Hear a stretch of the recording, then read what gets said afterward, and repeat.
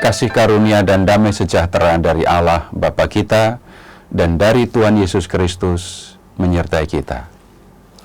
Saudara-saudara, Salomo memiliki peran penting dalam sejarah keagamaan Israel. Dialah raja yang mendirikan bait Allah yang dikenal indah dan megah. Nah, setelah Salomo selesai mendirikan bait Allah, ini Allah menampakkan diri kepada Salomo. Dan ini adalah penampakan Tuhan yang kedua kalinya.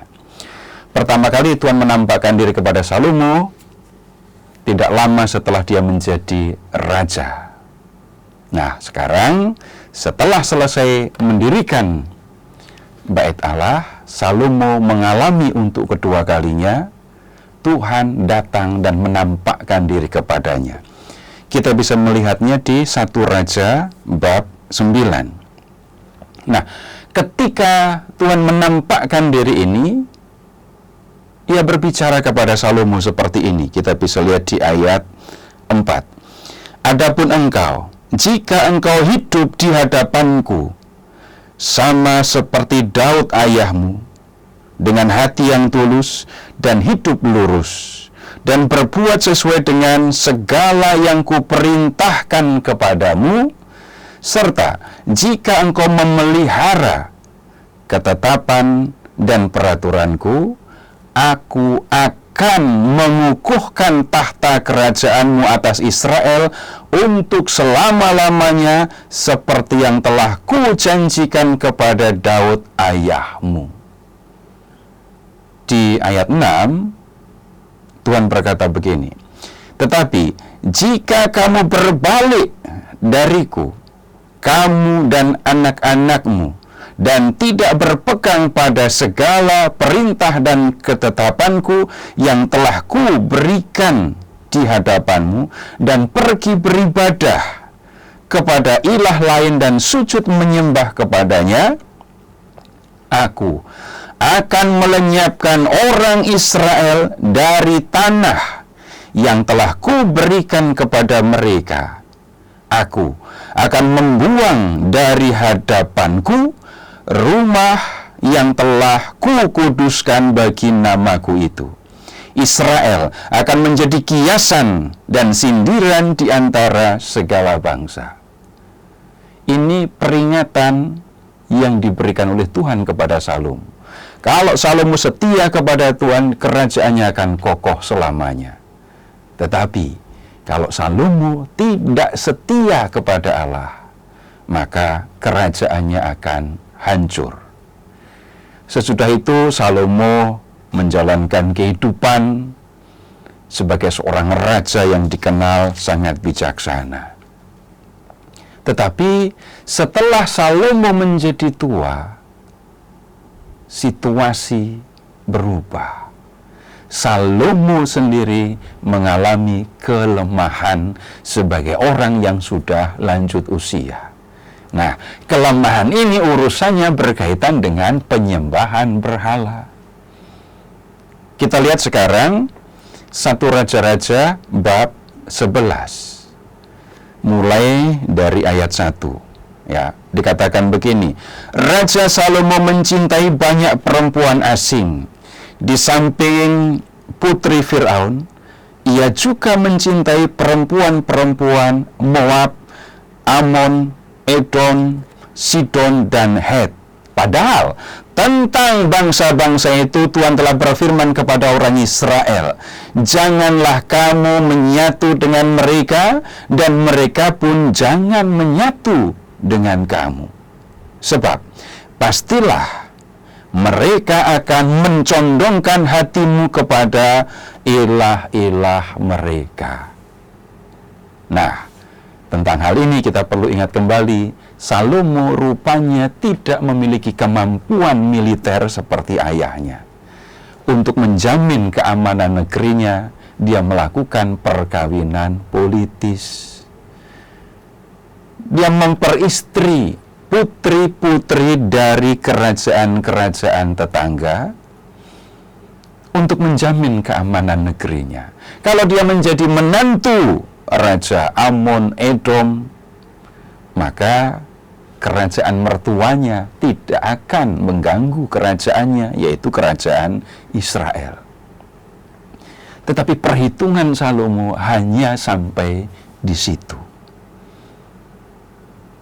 Salomo ketika masih muda dapat mengendalikan situasi. Nah, kemudian kita bisa melihat situasi di dalam kerajaannya. Hati Salomo telah terpaut pada mereka karena cinta. Ia mempunyai 700 istri dari kaum bangsawan dan 300 selir. Jadi total istri Salomo itu ada 700 dan selirnya ada 300. Semuanya ada 1000. Ini kalau setiap hari dibuat arisan, ini istri-istri Salomo perlu waktu 3 tahun ya untuk dapat giliran. Kalau mereka itu dikumpulkan dalam satu gereja, maka satu gereja yang kapasitasnya 1000 orang baru bisa menampung semua istri Salomo. Kalau mereka itu dibuatkan WA group, pasti ramai sekali karena 1000 orang masuk dalam keanggotaan. Tetapi urusannya jauh lebih serius karena istri-istrinya itu membelokkan hatinya. Membelokkan bagaimana?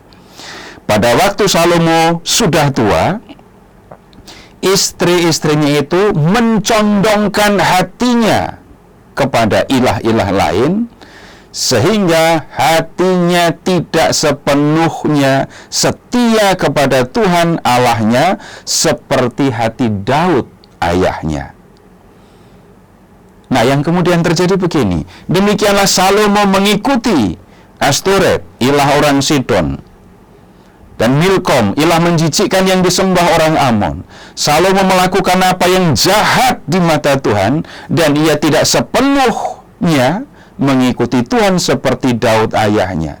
Pada waktu itu, Salomo mendirikan tempat pemujaan bagi Kamos, ilah menjijikkan yang disembah orang Moab, di gunung di sebelah timur di Yerusalem, dan bagi Moloch, ilah menjijikkan yang disembah Bani Amon.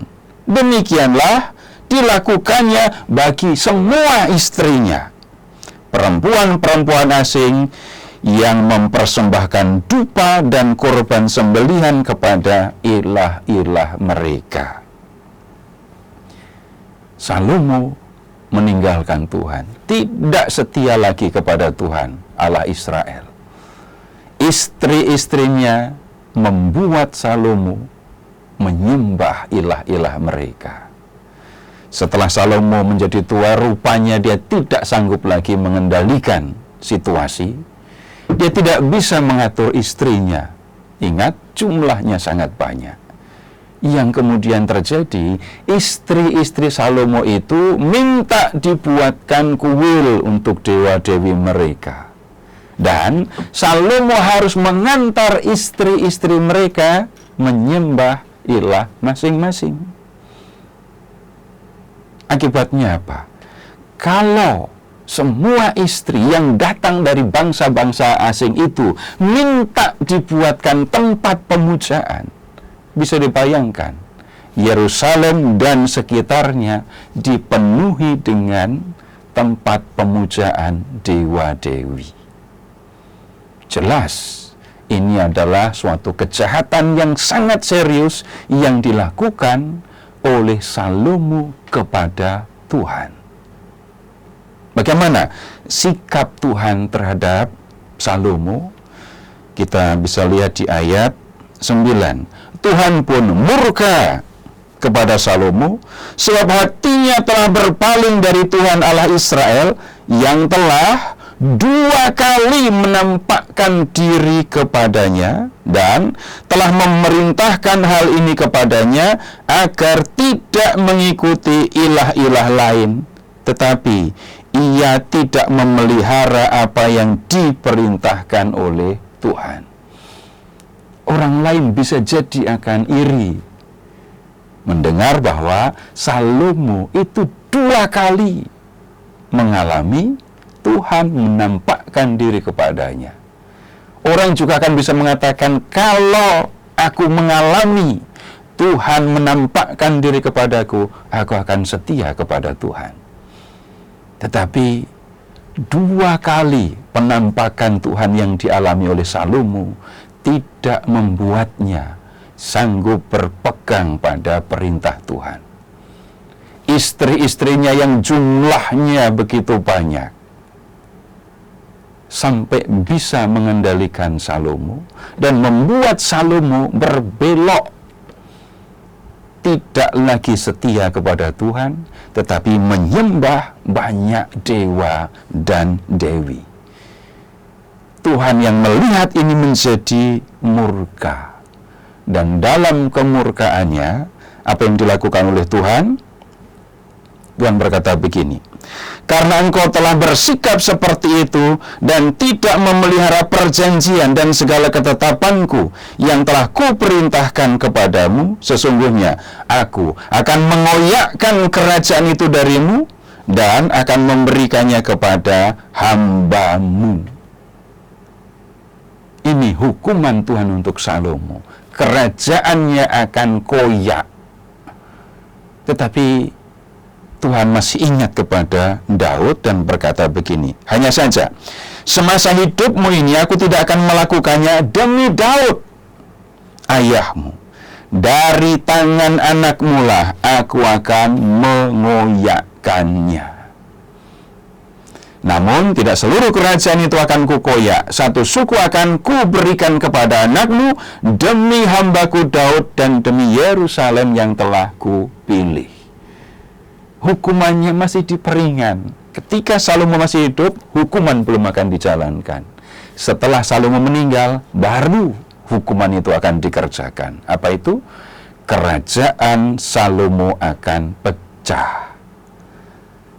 Sebagian besar suku-suku akan memisahkan diri dan membentuk kerajaan sendiri.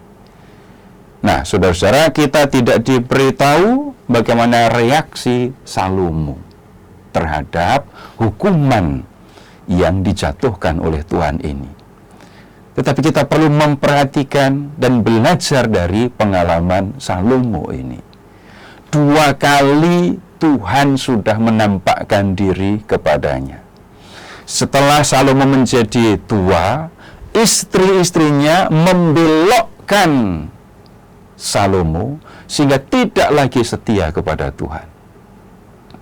Apakah kita harus mengatakan Salomo ini semakin tua bukan imannya makin kuat, tetapi makin lemah? Ini sesuatu yang aneh. Umumnya orang mengatakan usia bertambah, iman makin kuat. Usia bertambah, pengalaman akan Tuhan juga akan bertambah.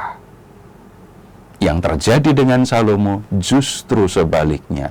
Waktu muda setia kepada Tuhan, setelah usia lanjut tidak setia kepada Tuhan. Kita perlu melihat hal yang seperti ini dan kemudian belajar dari pengalaman negatif yang dialami oleh Salomo. Perjumpaan dengan Tuhan itulah yang seharusnya menjadi kekuatan bagi orang-orang yang beriman untuk menjalani kehidupan. Pengalaman akan Tuhan inilah yang harusnya menjadi pegangan, ingatan untuk tetap setia kepadanya. Tidak ada alasan yang lain yang dapat dibenarkan ketika orang meninggalkan Tuhan.